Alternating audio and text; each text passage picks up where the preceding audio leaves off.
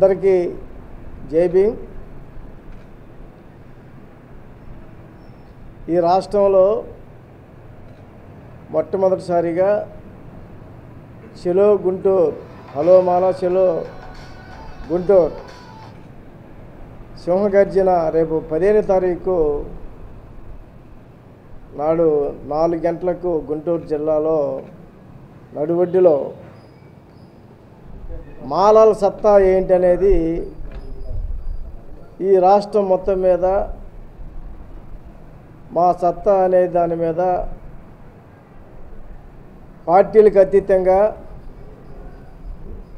సంఘాలు ఎన్ని సంఘాలైనా మాల సంఘాల్లో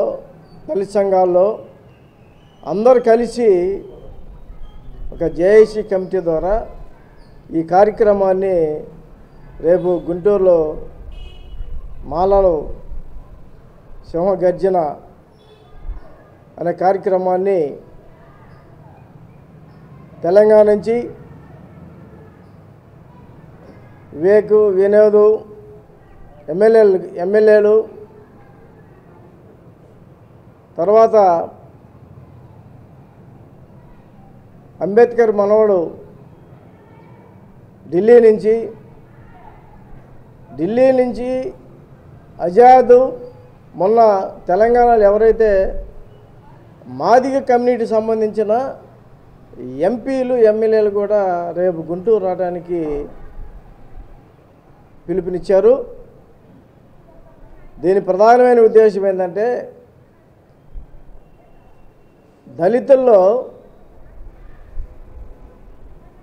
ఐక్యత లేకుండా చేయటం కోసంగా బీజేపీ గవర్నమెంటు, ఈ రాష్ట్రంలో తెలుగుదేశం గవర్నమెంటు ఈ రెండు కలిపి దళితుల ఐక్యత కోసంగా లేకుండా చేయటం కోసమే సుప్రీంకోర్టులో కోర్టును పక్కన పెట్టేసి రాజ్యాంగాన్ని పక్కన పెట్టేసి రాజకీయంగా ఈ తీర్పుని ఇచ్చిన తర్వాత ఇచ్చిన రోజు నుంచి మేమైతే ఇచ్చిన అరగంటకల్లా నేను హర్ష్ కుమార్ గారి రాష్ట్రంలో వెంటనే ప్రెస్ మీట్ పెట్టి దీని మీద వ్యతిరేకిస్తున్నాము, దీని మీద కార్యక్రమం చేస్తామని చెప్పని కూడా చెప్పడం జరిగినది. అంతకుముందు సుప్రీంకోర్టులో ఆర్గ్యుమెంట్ జరగక ముందే పార్లమెంట్ జరిగే టైంలో ఇదే రోజుల్లో మేము జి చెన్నయ్య మేము అందరు కలిసి అక్కడ జేఏసీగా ఏర్పడి ఈ జిల్లా నుంచి ఈ స్టేట్ నుంచి మాలమహనాడు రాష్ట్ర ఆధ్వర్యంలో నేను ఒక 20 మంది ఇక్కడి నుంచి ఒంగోలు నుంచి ప్రత్యేకించి ఢిల్లీ వెళ్ళి ధర్నా చేయడం జరిగినది. అదే క్రమంలో అక్కడ మాదిగ సోదరులు కూడా మేము చేసిన వెంటనే మమ్మల్ని చూసి మళ్ళీ వాళ్ళు ధర్నా చేయడం జరిగినది. ఇది బీజేపీ గవర్నమెంట్ కుట్ర చేసి ఎక్కడైతే కారెన్షియేట్ ఇష్యూ జరిగిన తర్వాత మాదిగల మీద ఓసుకోత జరిగిన తర్వాత ఆ సంఘటన మనసులో పెట్టుకొని ఇల్లు ఐక్యత లేకుండా చేయడం కోసంగానే ఈ వర్గీకరణకి ప్రధానమైన సూత్రంగా బీజేపీ తెలుగుదేశం గవర్నమెంట్ దీని మీద మాలల మీద కక్ష సాధింపు చర్యగా చేయటం జరిగినది. మేము ఒకటే అడుగుతున్నాము, ఈ వేదిక నుంచి అన్ని పార్టీలు, కమ్యూనిస్ట్ పార్టీలు, బీజేపీ పార్టీ,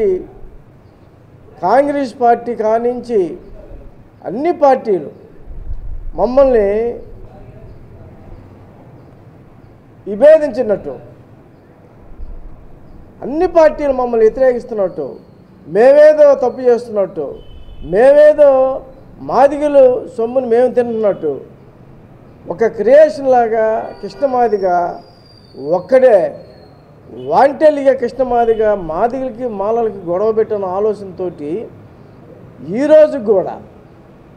మాలల్ని ఎట్లా అంటే అట్లా మాట్లాడటం జరగటం, మాలలో ఎక్కడ కూడా ఘర్షణ వాతావరణంకి లేకుండా సామరస్యంగా మాట్లాడటం కూడా మాట్లాడుతున్నారు మా పెద్ద పెద్ద నాయకులు, జాతీయ నాయకులు, మేము కానీ. అయితే మేము చెప్తున్నాం, ఇక్కడి నుంచి రేపు ప్రారంభం ఈ కార్యక్రమం మొదలుపెట్టుకొని 1 by 1 జిల్లా వారీగా, మండలాల వారీగా రాస్తా రోకులు, రైలు రోకులు, బందులు చేసేదానికి రేపు జేఏసీ కమిటీ ద్వారా ఇది అయిపోయిన తర్వాత మేమందరం కూర్చొని మేము 1 by 1 వారానికి ఒక కార్యక్రమం చేపట్టి పార్లమెంట్లో కూడా ఈ విషయాన్ని లేవెత్తే విధంగా మేము వాళ్ళ మీద ఒత్తిడి తీసుకొస్తామని చెప్పాను. కూడా మా నియోజకవర్గాల్లో మేము ఉండే ఎంపీలని, జిల్లాలో ఉండే జిల్లా ఎంపీలని, స్టేట్లో ఉండే ఎంపీలని, మా ఎస్సీ ఎస్టీ ఎంపీలని అందరినీ పార్లమెంట్లో మాట్లాడే విధంగా మేము ఒత్తిడి తీసుకొస్తామని, అదేవిధంగా ఎస్సీ మంత్రులు ఎవరైనా సరే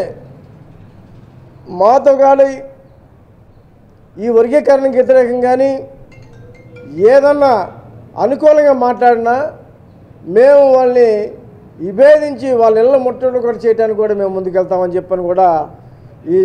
ఈ సభావేదికగా చెప్పదలుచుకున్నాం. ఎందుకంటే రాజ్యాంగబద్ధంగా 341 ఆర్టికల్ ప్రకారంగా ఏబిసిడీలు అనేది చేయడానికి లేదనేది రాజ్యాంగం చెప్తా ఉంటే రాజ్యాంగానికి లోబడి సుప్రీంకోర్టు చెప్పాలి తప్ప రాజ్యాంగానికి వ్యతిరేకించి ఈ తీర్పునీయటం అనేది కూడా మేము వ్యతిరేకిస్తున్నాం. ఈరోజు పార్లమెంట్లో ఎందుకు ఈ విషయాన్ని లేవనెత్తట్లేదు, ఎస్సీ ఎంపీలు ఏం చేస్తున్నారు, ఎస్సీ మంత్రులు ఏం చేస్తున్నారు, దీని మీద మరల పార్లమెంట్లో మాట్లాడి మోడీకి ముట్టికాయ వేసి దించి ఈ పార్లమెంట్లో ఈ వర్గీకరణ రద్దు చేయాలని మోడీ చేత ప్రకటన చేయాలని కూడా నేను ఎంపీలని రిక్వెస్ట్ చేస్తూ ఉన్నాం, ఎస్సీ ఎస్టీ ఎంపీలని. ఈ వర్గీకరణ అనేది రాబోయే తరంలో చదువుకోవడానికి, ఉద్యోగాలు చేయటానికి అగ్రవర్ణాల కంటే హీనంగా ఉండే పరిస్థితి ఇవాళ. అగ్రవర్ణాల్లో ఓసీల్లో క్రిమిలేయరు లేకుండా ఎస్సీ ఎస్టీల వరకే క్రిమిలేయరు ఎందుకు ఉండాలి, వాళ్ళ కులస్తులకి మిగతా ఓసీలకి అందరికీ క్రిమిలేయరు లేకుండా చేయటం ఏంటి అంటే వాళ్ళ కుటుంబాల్లో ఎంతమంది ఉద్యోగులైనా, ఎంతమంది ఐఏఎస్ ఆఫీసర్లైనా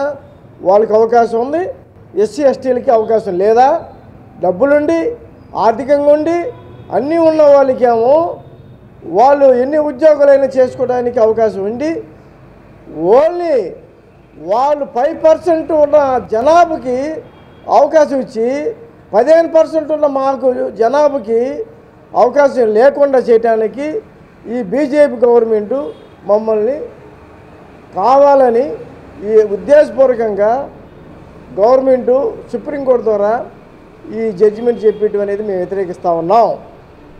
దేనికైనా సరే మేము ప్రాణాలు త్యాగమని చేసి అవసరంలే, మా ప్రాణాలు కూడా అవసరం, మా వెనకుండే మా జాతికి తోడ్పడి మా జాతిని రక్షించడం కోసంగా మేము ముందుకెళ్తామని చెప్పని ఈ సందర్భంగా చెప్పదలుచుకున్నాం.